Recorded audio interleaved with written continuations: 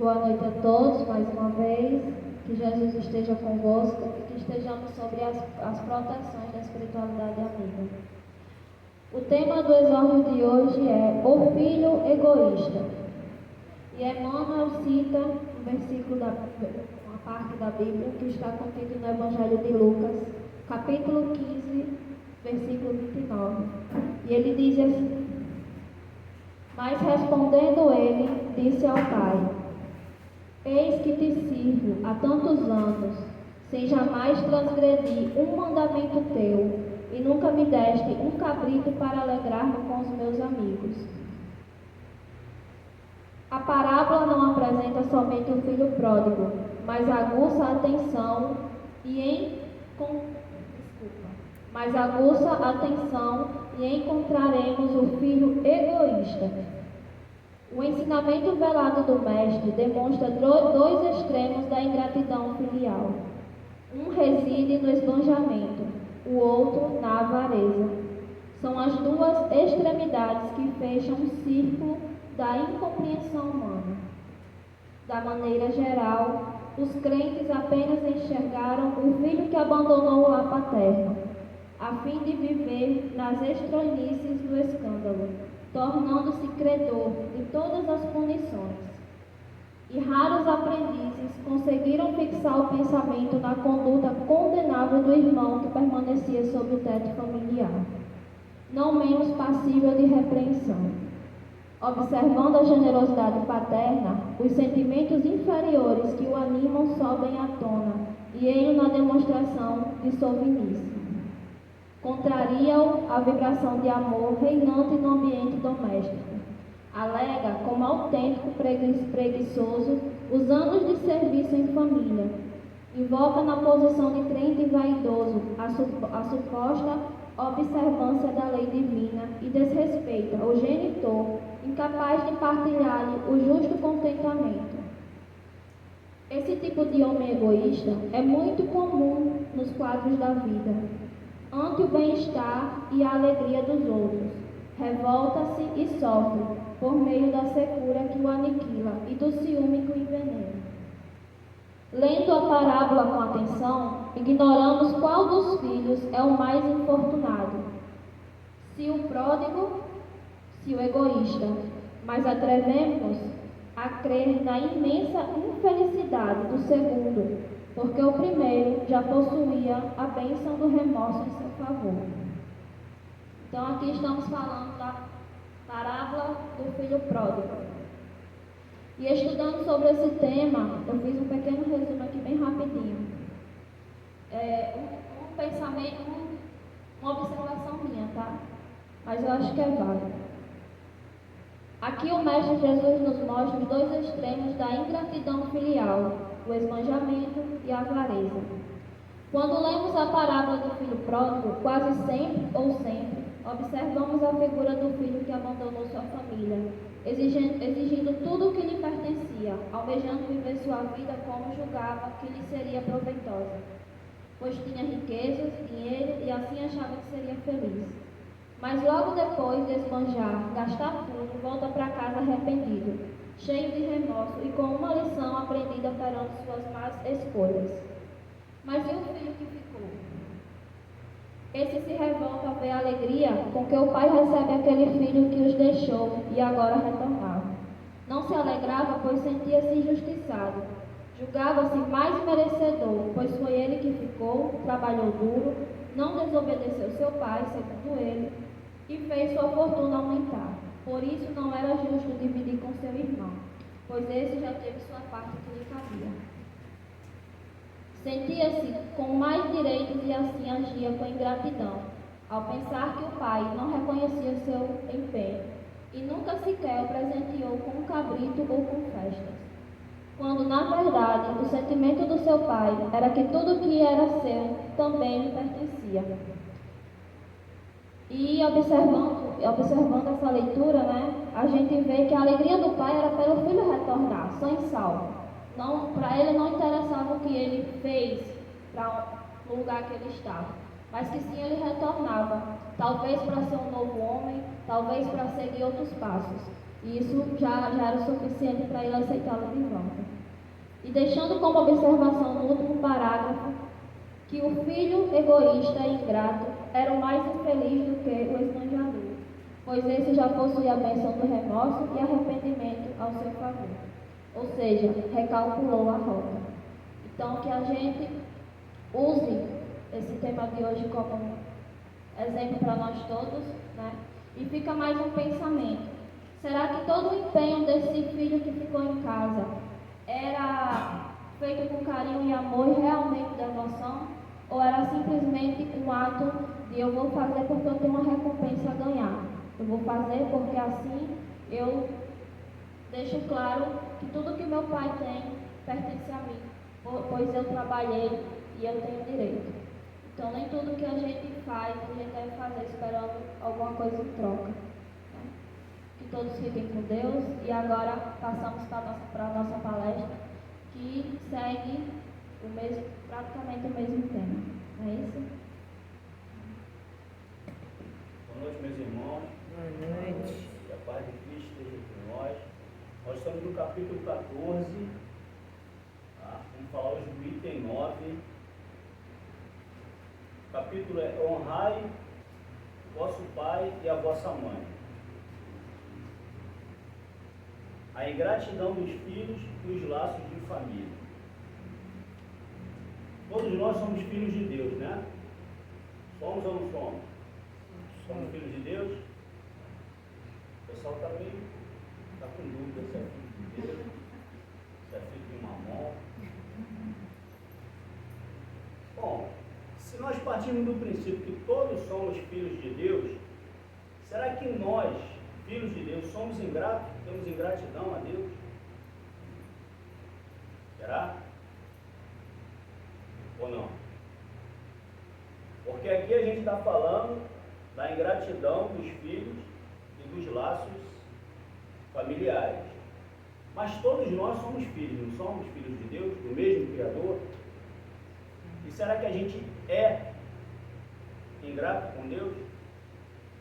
Porque assim, se eu for olhar sob a minha ótica e falar do meu filho, eu posso dizer que o meu filho é ingrato, não posso? Ou não? Mas será que eu, como filho de Deus, sou ingrato a Deus? Porque nós temos que ter uma via de mão dupla, certo? Ao mesmo momento que eu cobro daquele que é meu filho, eu também tenho que me cobrar como filho. Porque um dia o meu pai e minha mãe também estiveram comigo, hoje não estou mais. Por que eu estou dizendo isso? Para que a gente tenha tranquilidade, que sempre vamos ter oportunidades e que sempre há possibilidade de que, se façamos algo de errado, podemos corrigir. Ninguém precisa botar na mente e de repente seu pai não está mais aqui, ou sua mãe não está mais aqui, e aí ele foi muito ingrato com esse pai, com essa mãe, e aí ele se deprime. Não é assim? Ou não? Sempre há possibilidade de se corrigir, porque sempre seremos filhos. Porque somos todos parte do mesmo Criador. Quando nós fomos criados, fomos criados individualidades e fomos criados para fomos criados separados, nós não fomos criados em grupo. O homem, com seu livre-arbítrio, resolveu ir se agrupando, devido à afinidade e ao amor. Então ele foi se juntando e foi formando as famílias. As famílias foram formadas, em princípio, pelo amor.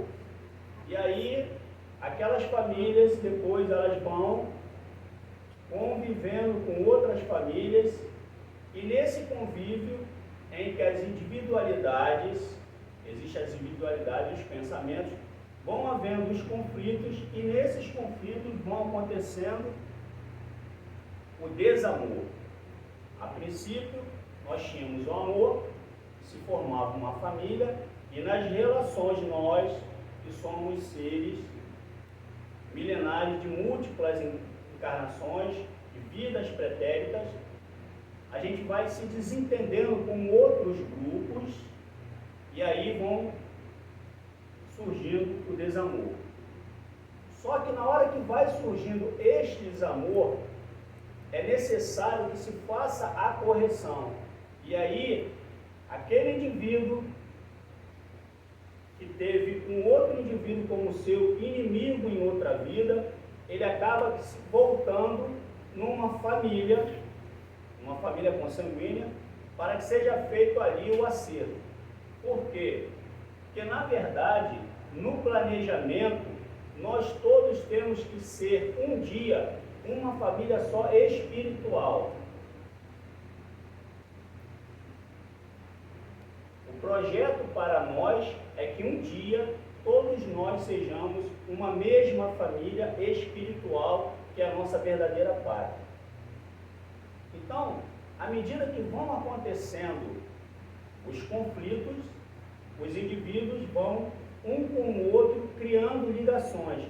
Por quê? Porque se de um lado a ligação do amor faz com que você esteja próximo àquela pessoa numa família, o ódio, o desamor também vai te ligar àquela pessoa. Porque os sentimentos, pode até parecer estranho, mas os sentimentos acabam sendo parecidos. Na hora que você ama ou na hora que você odeia, entre aspas, os sentimentos são parecidos, porque eles te ligam àquela pessoa. Você pensa naquela pessoa, você carrega aquela pessoa consigo. Então você vai trazer aquela pessoa depois para junto de você numa encarnação futura. E ali vai haver a necessidade do ajuste. Então, quando você intensifica o sentimento do desamor no seu coração, você está agregando para si aquela energia, que ela vai precisar uma hora ser dissipada, você vai precisar uma hora quebrar aquela ligação. E nós temos 3 tipos de ligação consanguínea. Nós temos o amor, nós temos o desamor e nós temos a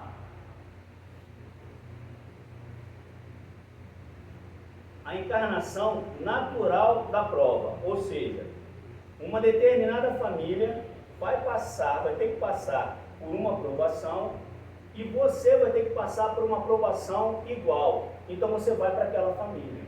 Você vai, como dizer assim, você vai no bolo. Ou seja, você não tem, é uma ligação que é feita naquele momento. Você não tem pendências com ninguém daquela família. Mas como eles vão passar por uma provação, uma determinada provação, que você necessita passar, você vai, que é a natureza das provas, você vai junto. Então você tem o amor, o desamor e a natureza das provas, que constituem as famílias. Na questão do amor, é muito simples. Você quer estar junto com aquela pessoa, quando é aniversário daquela pessoa, você compra um presente, você quer que aquela pessoa esteja bem, você se preocupa. Na relação do desamor, você não quer estar próximo àquela pessoa. E isso pode acontecer sendo um irmão, sendo um primo, um tio, até mesmo sendo um pai, sendo um filho. Você não quer estar junto daquela pessoa. Por quê? Porque quando você está lá no plano espiritual, que lhe é esclarecido toda a situação, você se sente forte e diz assim, pronto, eu quero encarnar com determinada pessoa. Eu tive vários problemas com essa pessoa, mas eu já perdoei essa pessoa, eu quero encarnar com essa pessoa. Aí o que ocorre?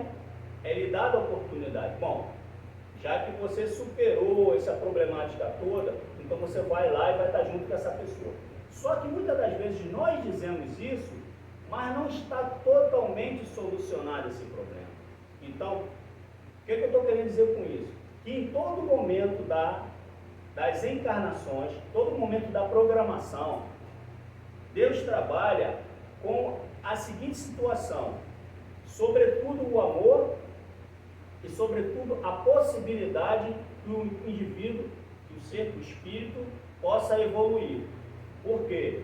Porque ele espera que parta do livre-arbítrio e ele pede, o indivíduo pede, não é imposto a ele, não, você tem que ir lá, não, o espírito não acontece assim. Então ele se sente bem, pô, já perdoei, quero estar lá junto. Só que aí, quando você está lá no plano espiritual, que tem toda uma equipe que está ali te auxiliando, você está numa situação. Quando você vem para a Terra, que você ali vai estar junto com aquele indivíduo, aí você fraqueja. Aí nós fraquejamos. E é na hora que você está com aquele indivíduo ali, mas você não quer mais estar. Ou seja, você não estava totalmente certo, ou não tinha totalmente perdoado aquele indivíduo. Aliás, você não perdoou, você achou que perdoou. Então, por isso, há esses conflitos nessas famílias. E há também uma situação que muitas das vezes é assim, isso daí, eu não sei se já aconteceu com vocês. Você encarna, em geral a família são mais afins do que pessoas de repulso a você. Mas aí você tem um problema com um indivíduo e você não vai para a sua família, você vai encarnar na família dele, dos afins dele. Então, aquelas pessoas que estão ali para você,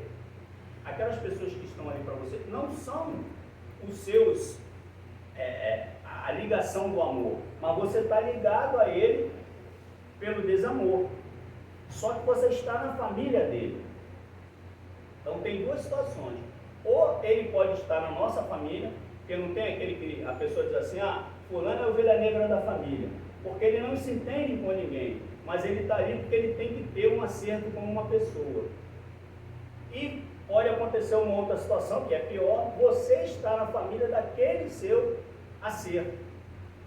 Então todos são afins dele, mas não são afins a você, não tem a mesma sintonia. E pode acontecer também a encarnação das provas, em que você só vai porque tem que estar ali, porque a família vai passar pelaquela provação, que é a natureza das provas. Essa aí é aquela que você acorda de manhã e você pensa assim, pô, eu não me sinto bem com a minha mãe, eu não me sinto bem com meu pai, eu não me sinto bem com meus irmãos, então eu não sei o que eu estou fazendo nessa família. Porque não são seus afins. Você está ali porque a natureza, é aquele pacotão. Ó, tem 30 aqui, vai ter que passar pela aprovação da riqueza. E acontece muito isso, né? A gente vê as famílias, às vezes, na riqueza, né, se degladiando, né? Porque às vezes é só aquela situação ali para que ele passe pelaquela prova, mas não há afinidade. Ok? Está dando para entender? Tá? Então, de qualquer forma, todas as encarnações, elas visam os acertos. Todas as encarnações, elas visam um acerto. E esse acerto, ele é feito aqui ou não. E você pode ir para o plano espiritual. Lá você pode ter a consciência do que está à sua volta, ou você pode ficar estacionado. Ou você chega lá, tem consciência, e depois você vai adiante, ou você fica lá parado, você não tem consciência de nada, porque nada é imposto a você. Porém, à medida que você vai nas famílias que você está, que você vai criando mais desamor, mais necessidade de provas e mais pessoas vão se ligando a você num sentimento negativo. Então, o ideal de toda a encarnação no núcleo familiar é que você vá minimizando aquilo que você não consegue. Aquelas pessoas naturais que você tem afinidade, ótimo. Mas aquelas que você não tem, o ideal é que você vá minimizando isso, porque senão você vai estendendo um núcleo muito grande, você vai estendendo uma palavra aí, fala, você vai associando muitas pessoas a você com o sentimento do desamor. E aí você vai tendo a necessidade cada vez mais de ficar em núcleos de menos afinidade. Tá dando para entender isso? Por exemplo, se você vai se afinizando com as pessoas, a tendência, por isso que diz que as provas, elas, à medida que você vai tendo dificuldade, elas vão aumentando o grau de dificuldade. Por quê? Porque se você está num núcleo, você pertence a um grupo de uma família, tá? E você vai ali criando mais amor, vai se estendendo mais espíritos afins a você. Mas se você vai criando desamor, naturalmente vai distanciando de você, e à medida que você for encarnando, você vai encarnando com mais dificuldade, porque você vai ter mais pessoas. Você imagina, se numa família, você tendo 2 ou 3 pessoas que você não se dá bem, você já tem dificuldade, imagina você estar numa família em que você não se dá com ninguém. Porque você pode ter 1 ou 2 ali que você tem um problema, ou outro, um que você não é, mas a maioria é um sentimento que é ligado de amor, de afeto. Quando chega Natal, Ano Novo, não é assim? Né? Nas comemorações ou nos aniversários, está tudo muito bem. Você está junto daquelas pessoas. Mas se você for estendendo esse núcleo aí, quando chegar o Natal, no Ano Novo você nem sai de casa. Você vai falar, não vou lá não, porque da última vez um deu um bufete no outro fez isso, outro fez aquilo. Você não vai, porque já se tornou uma coisa que virou uma guerra.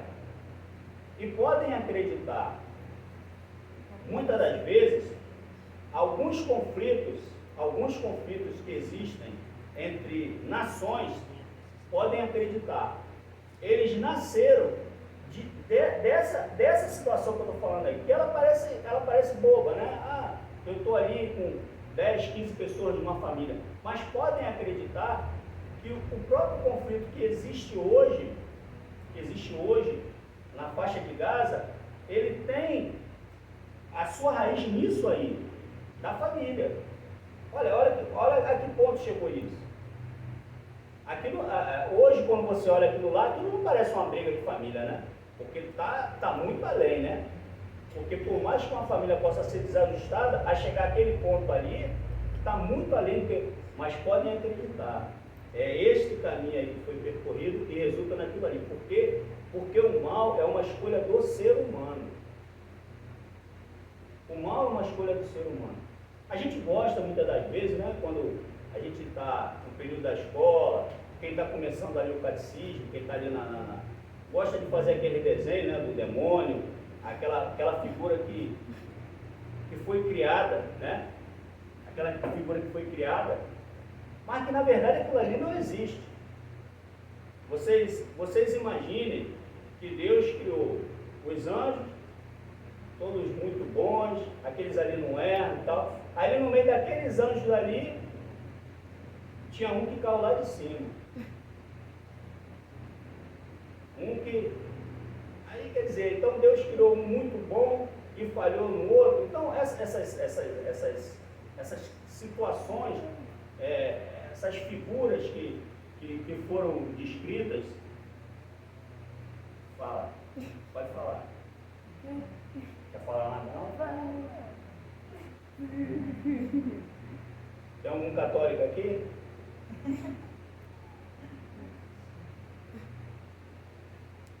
Você não concorda com as minhas palavras? Você não é obrigado a concordar com as minhas palavras.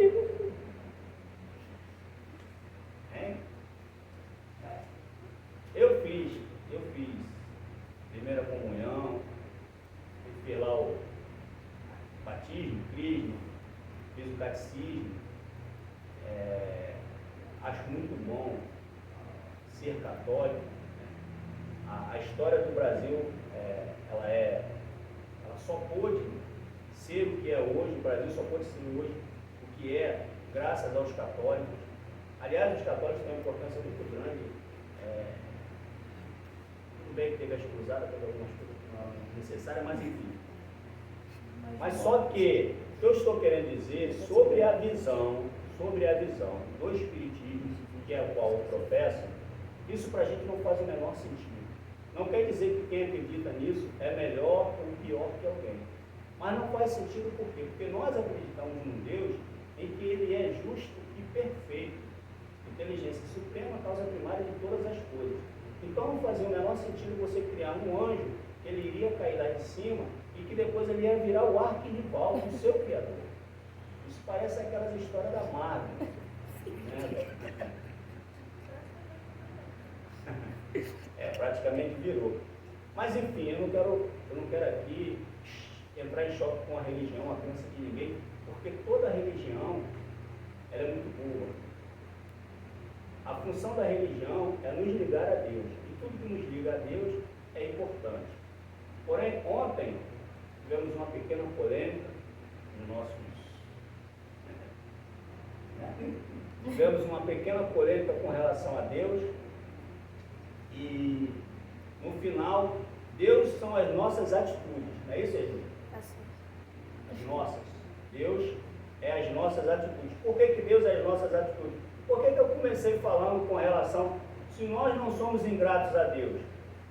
Porque veja bem, nós partimos do princípio que tudo é Deus. Não partimos do princípio que tudo é Deus? Se tudo é Deus, por que eu, tá? Não é vocês não. Porque eu me lembro de Deus na dor e não me lembro de Deus na alegria. Porque eu me lembro de Deus no momento em que eu acho que alguém, eu olho assim para aquela pessoa e digo assim, essa pessoa aí não tem Deus no coração. Como é que eu posso dizer que aquela pessoa não tem Deus no coração? O que me credenciou, quem me deu esse título de olhar e dizer assim,